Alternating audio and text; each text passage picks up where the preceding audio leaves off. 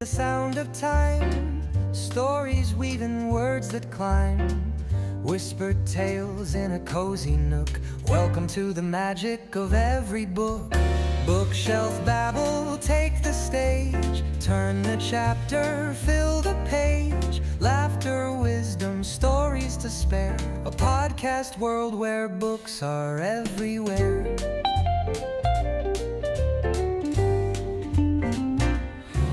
From paperbacks to leather spines, mysteries, thrillers, and classic lines. Stories crackle, voices ring. Dive on in, it's a podcast thing. Hello, you're welcome in Bookshelf Babble live session. Here we talk about books and not only books and all another topics, sometimes related to books, sometimes not related. Yeah, just regular talk. Yeah, if you want, just join and talk, and or write your comments here in chat. I will answer on these comments. Okay, let's go to Hello Talk, where we have this session. If you're not familiar with this platform, it's a platform where people around the world learn languages. I like it because it's very simple to create the voice room. Just press start. Okay, and again we have some, I don't know, problems.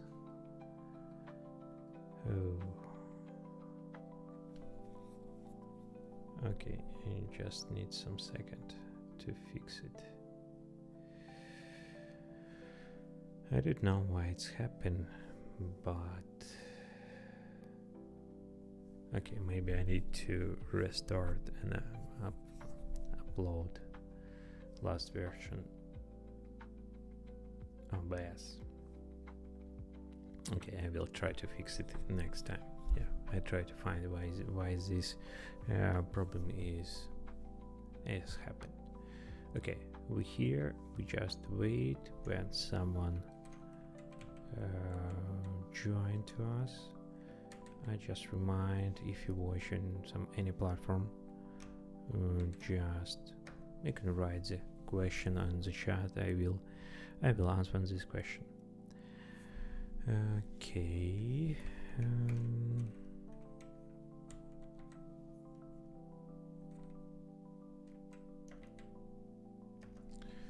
Okay, when we wait, I will add some information like this. Okay, I added that I'm streaming this session on YouTube, just for notify people who join here that I'm streaming this session on YouTube and Twitch.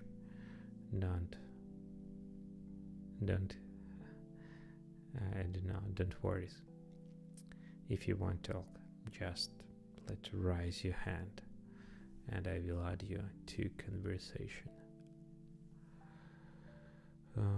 Okay.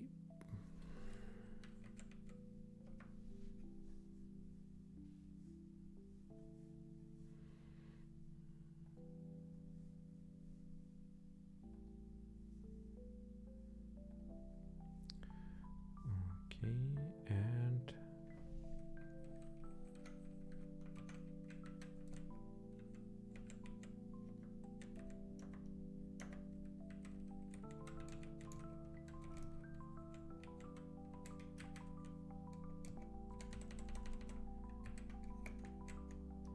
okay, and I add just some small remark. Yeah, I have some update. Okay, and again some problems. Yeah, sorry for this. Yeah, I need to investigate where the problem is located. I just have some news Yesterday I released the second episode, Stockholm Dev Weekly. It's a podcast where I describe some developer events, what happened in Stockholm, and take interview with some well-known developers who live here. And today I release the second episode, and main guest of this episode, Lucas Klingsbo. I have very nice talk with him in just around 20 minutes.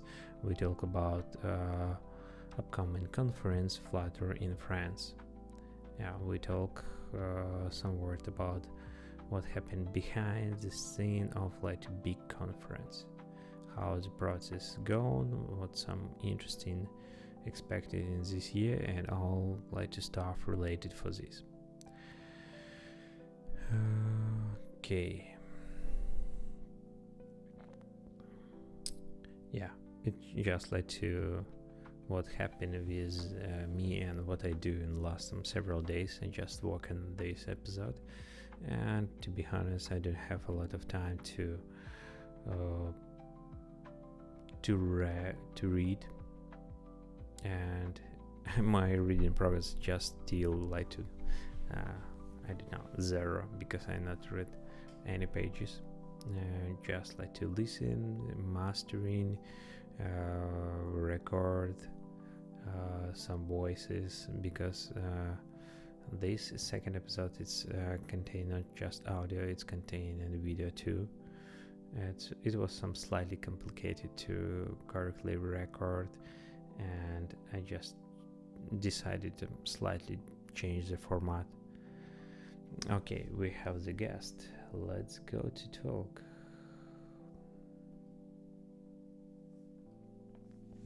Hey, hello.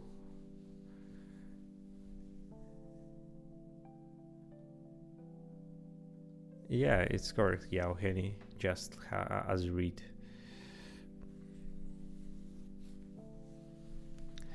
How are you?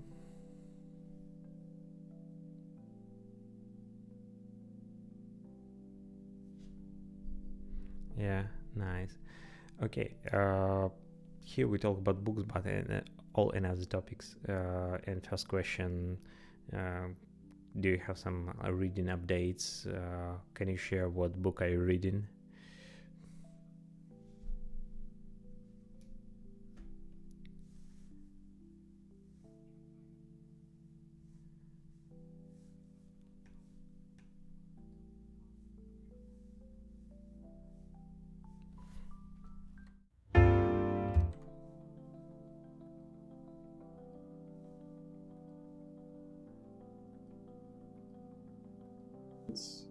Several friends of him. It's very interesting.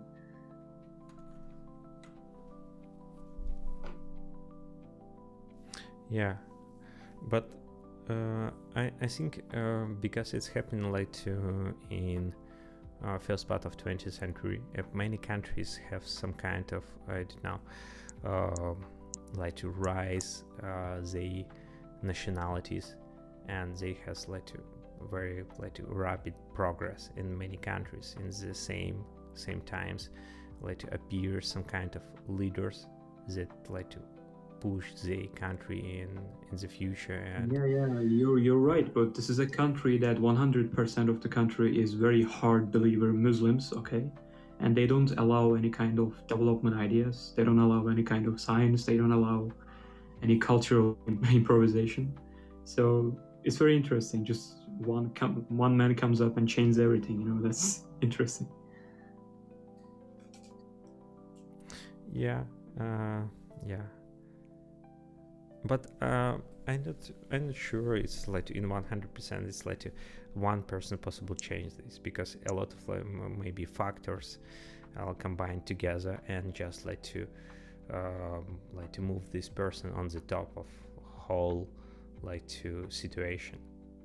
Yeah, that's true. But this man is an Ottoman general officer, and he is very embedded himself with very vital programs of the state. So he knows everything about the state.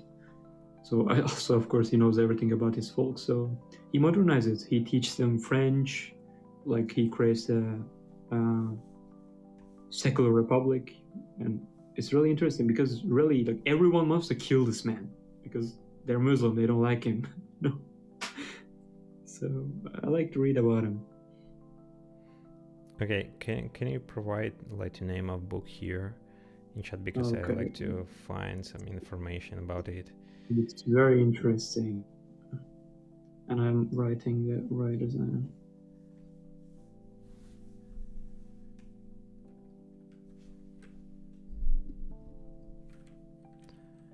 Okay, but on which language do you read this book?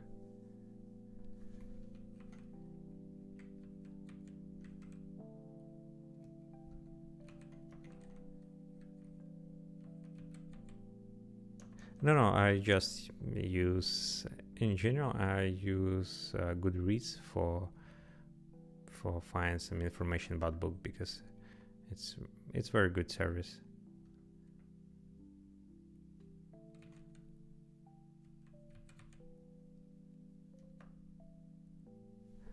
Okay, yeah, I find.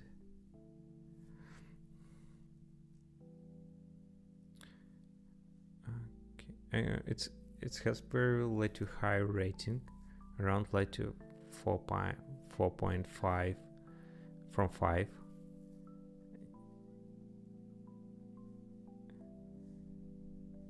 Yeah, and published is in middle of 20th century. It's around like to 8 years ago.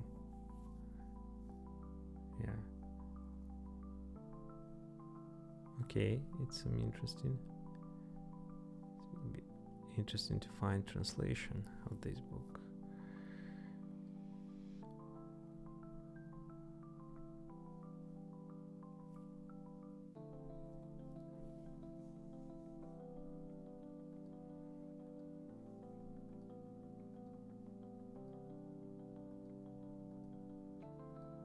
Old British and French army in war.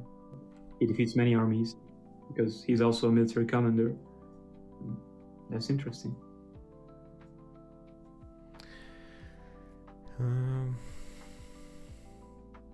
He uses a very complex web of military tactics in the same time, also political tactics, and he does it very skillfully. And like, I can't even imagine of doing that.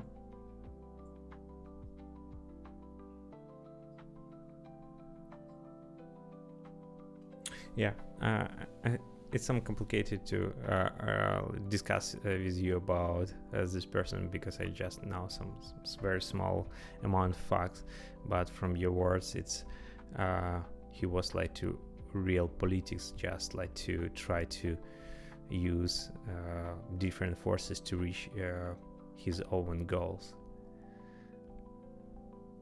Yeah, like think about creating your own country from scratch. Okay, it's interesting.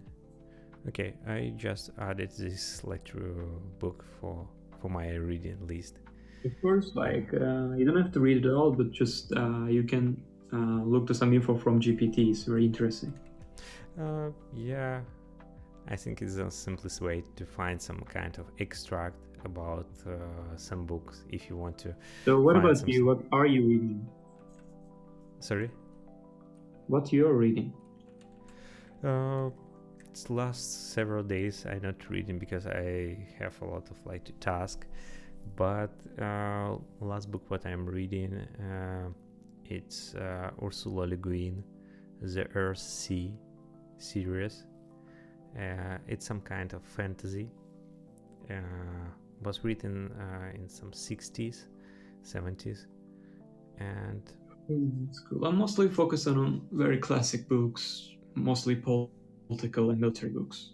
Yeah, but I not like to fantasy as a genre, but I heard a lot of about this book. It's some kind of like a classic of this genre, and I think it's some really a really nice book, very well written, and I think it's many more modern books in this genre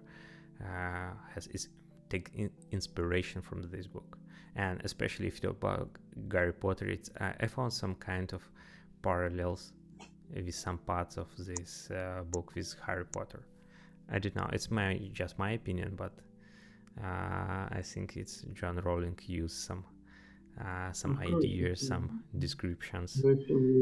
Actually, because of my military career in here, last 1 year I just focused on this man, Kemal Atatürk. I just focused on him and read many books about him, like biographies, autobiographies, all kind of information I can have. And so even my room is right now filled with his books. Okay, but what is, I don't know, what is I don't know, motivation, or what forced you to read and find some information about especially this person? Look, do you know about the War of Gallipoli? War of Gallipoli. British Empire attacked to Turkey, Ottoman Empire. Yeah, I heard some names, but I maybe not recognize without. Okay, in this war,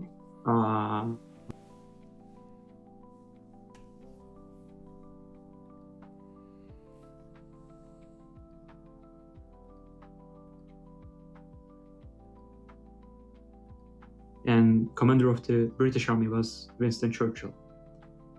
This man with like no resources, no motivation from the soldiers, and no backing from the state, somehow managed to circle all British Army and destroyed entire British fleet in the Dardanelles. So I'm thinking of how he do that, like, you know. So I'm searching the character behind it.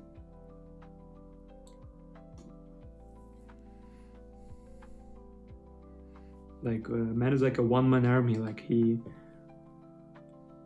yes Zaitos. So I'm just interested about that, like how you can defeat an army 10 times bigger than your army. Yeah, in general, I think sometimes this happens, this kind of situation in military history. If you talk about my country, I'm from Belarus. We have some kind of maybe similar battle what happened in I think it's in 60th century when not Belarusian, it's some kingdom was on Belarusian territory, being some battle against Moscow kingdom, and a relationship between army was against the Muscovy, yeah, it was around I don't remember correctly, it's maybe 1-5 or something like this. And afterwards it's just use tactic, logic, and very of course we can do that, but this man does it continuously. He does in the War of Gallipoli, he does in the war against Russians, he does the same in the war against British in the Middle East. So I'm thinking of how. And I reached to the conclusion that he's using a very complex Masonic tactics. He is installing very motivating ideas to his soldiers somehow, and he really controls all his army like a web of spider. Yeah, I see, but I think it's in this case it should be the opposite situation about British army. It should be too weak, less control. It may be not modern, maybe some use the old practice or something like this. Problem here is Turkish army is not even an army in that place. Turkish army is just a group of militia. But British army is especially in that period, the most developed, most sophisticated army in the world. And this man destroys the entire British fleet and divisions in that places. So I'm just interested in that.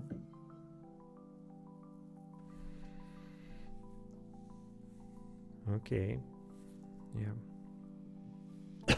Do you interested in some another like military Yeah, I'm reading topic? the campaigns of Napoleon, Marshal Kutuzov.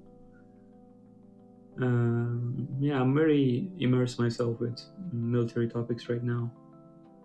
Yeah, it's cool. You mentioned about like Kutuzov, and if you don't but like to me and like to in environment when I grow and study, Kutuzov were often like to mention as like great like to leader and who like to win against Napoleon in when they invite in Russian. But I read some several years ago some books what show Kutuzov from another aspect, and the show it's not like to very great leader, and it's just some kind of I don't know how it's called. It's like to not random. It's like to occasional person who stay in this time and not do Kutuzov something like knew. to Yeah. He be. knew he can't beat Napoleon in the field. He knew he can't face with the French army. It was obvious. So he just burnt Moscow, burnt entire Moscow roads, entire roads until Moscow to Gorky, and then he moved entire state to the east, and he waited until Napoleon got weak. Yeah, That's all his policy. Yeah, it's one of the theories like to wait it, but another is just like to try to avoid some battle. Yeah, it's maybe I don't know. Of course, but you must understand him. Like you can't face with Napoleon's army that.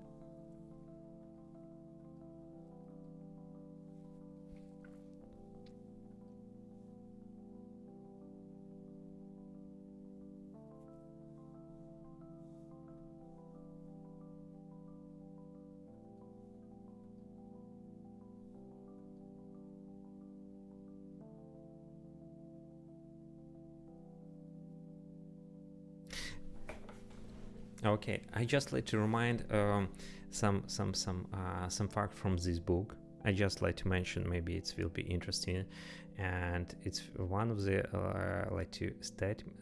statement of this book. It's not like to Napoleon inviting Russia, but Russia exactly prepared to war with Napoleon is this year, and Napoleon should be to invite first, because if you not do this, it's Russian Federation, Russian Empire invite to his territory in next summer.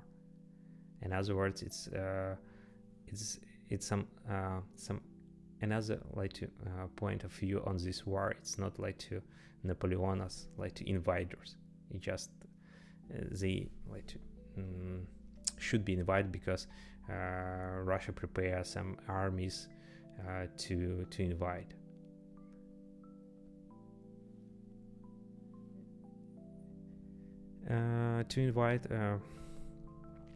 Okay, and if you talk about campaign to 1812, I don't remember some exact date, but this campaign started when Napoleon crossed to Neman River and invite in Russian territory, and instead they to campaign to Moscow. But what is some key reason why Napoleon to invite in Russia?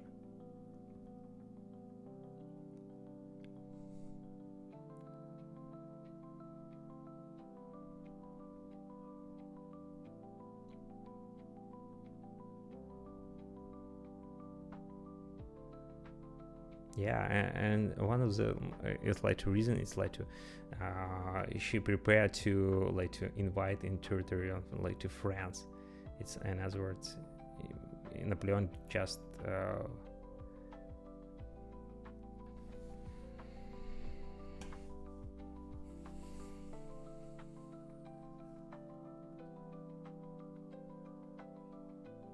convinces Napoleon to war against Russia, and Napoleon really fights for her and her country, for the idea of Poland. And Polish people loves Napoleon, like, because Napoleon gave them independence.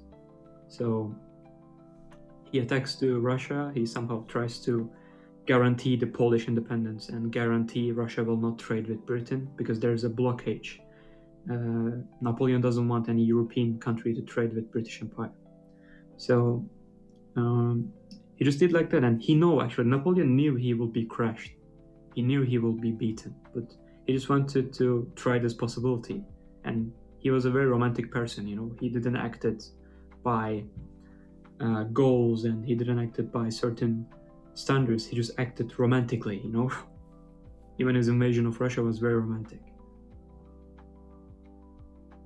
Yeah, but in a positive situation, like to invite Russia, it's some I don't know,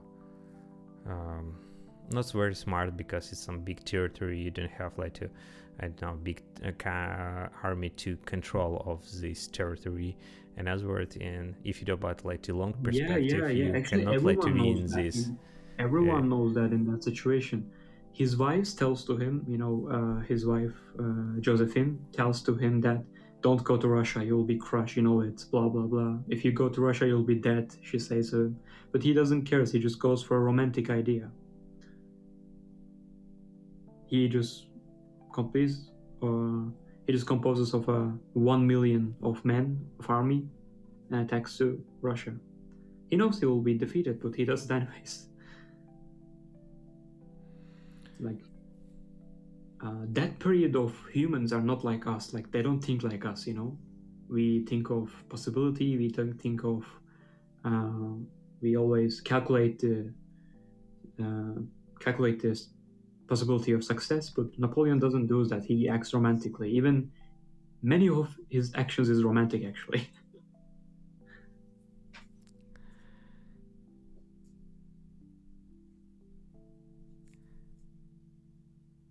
Yeah, I just try to find some book what I mentioned about Kutuzov. Mostly people like to think about like, oh, this man like calculating, he used maths, blah blah blah, but not like this. Most journals acts very romantic with romantic ideas.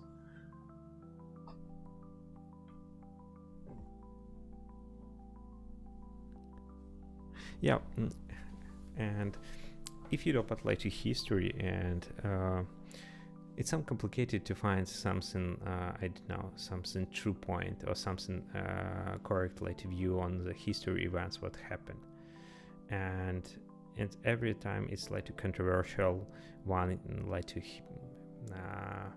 one, I don't know, one thing, one manner, another thing, and another manner. They provide they like to set of facts, another word like to provide they set of facts. And yeah, I think Napoleon was like a very romantic person, but I'm not sure they just it's one of the reason what drive like to his like to all actions. I think it's like to was like a complex person with some his own like a problem. I don't know.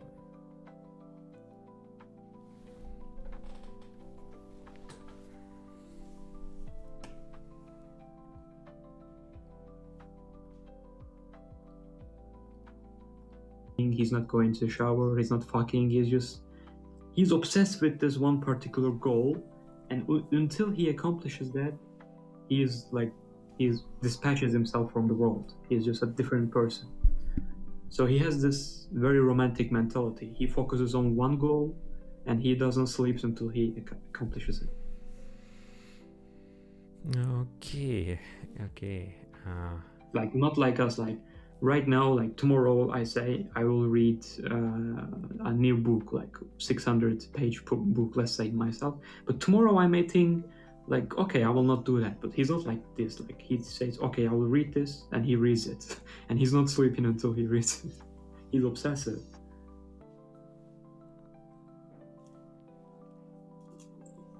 Yeah, I see your point, but I just like to have some idea. It's not about Napoleon, about I think about all like to very like famous people, people, and very often it's very extraordinary, atypical person. It's I think if you talk about like to general like to people like me, it's not very sometimes not very comfortable be with this like person. In other words, okay, we know about like, Napoleon like very well, but if you be like very close to him, it's maybe it's not so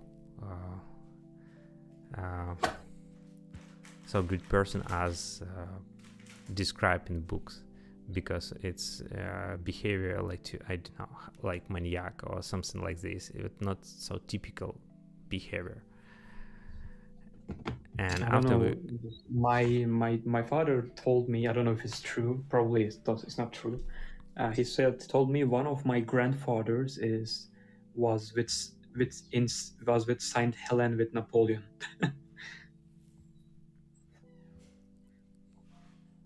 You know, when he was captivated. Okay, I want to just like to mention one moment, one book, what like to relate it to all our talk now. It's like to Peace and War by Tolstoy, and I read this book, and it's very nice, like to describe like to especially military campaign. And yeah, if you not read, if you're interested in this topic, I like to recommend it, but I'm not sure all facts it's like to true. It maybe contain a lot of like to I read Tolstoy when I was 14 or 13, so I don't remember much. But I know Dostoevsky betterly. I know Gogol. I know. yeah. Chekhov. I mean just like to Tolstoy in case of Napoleon and invasion, and in campaign of 1812. It's in this book. It's well written and well describes some key battles. Yeah. I don't know. For me, Tolstoy is Russian, but Dostoevsky is human. You know, so I like Dostoevsky more. Yeah. I see. I understand your point, because when I read Tolstoy and just enjoy the language, how it's this book written. It's very like to rich language. You just read and you enjoy reading, because it's very very well like to written. I think they contain and they lost a lot of like to sense and meaning when translated in other languages, because it's not possible like to correctly translate I don't know Yeah, spirit therefore of language. I'm not really reading translations. I'm mostly reading books in the languages I know. Yeah, in this case Dostoevsky I think is more